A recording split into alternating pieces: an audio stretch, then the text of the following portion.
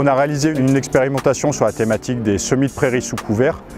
L'idée, c'est de se dire que le mois de septembre, qui était le mois idéal pour implanter des prairies, est un mois maintenant où on a des conditions de plus en plus séchantes et des très fortes températures qui ne sont plus du coup favorables à la bonne implantation des prairies. Et donc l'idée, c'est de se dire on cherche à décaler finalement la date d'implantation des prairies vers le mois d'octobre afin de retrouver des conditions hydriques et thermiques favorables. L'inconvénient par contre, c'est qu'on va pénaliser la productivité de la prairie au printemps. Et donc en semant la prairie sous couvert, le couvert va par contre permettre lui de sécuriser du coup la récolte lors de la première coupe.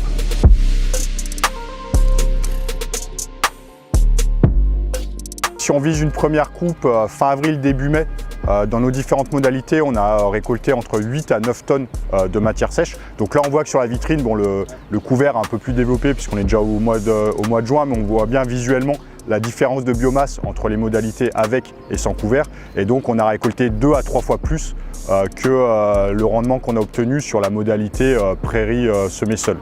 Ensuite, lorsqu'on est à demi-dose, on s'aperçoit quand même qu'on a laissé la prairie bien s'implanter puisqu'on a un taux de couverture du sol supérieur à 60%, alors que si on sème le couvert trop épais, là on commence à pénaliser la bonne implantation de la prairie avec des taux de couverture qui se rapprochent plutôt des 50%. Et puis autre effet important, c'est qu'on a observé que le couvert limitait aussi beaucoup le salissement. On a jusqu'à 25% d'adventices dans les modalités où on n'a pas associé la prairie avec un couvert, alors que le nombre d'adventices chute à entre 5 et 10% dès que c'est associé à un couvert. Et puis dernière information intéressante de nos essais, c'est qu'on a aussi constaté que le couvert avait un effet protecteur sur les légumineuses qui sont des espèces souvent plus fragiles que les graminées.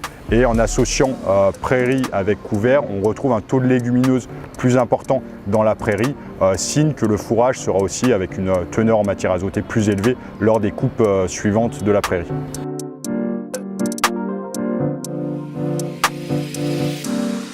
Donc le mélange M-Valo est un mélange à base donc, de seigle multicôle. On associe le seigle multicôle avec 2 vesses velues et une variété trèfle incarnat afin d'apporter donc un taux de légumineuses important dans le fourrage et de ne pas faire de compromis entre rendement et qualité.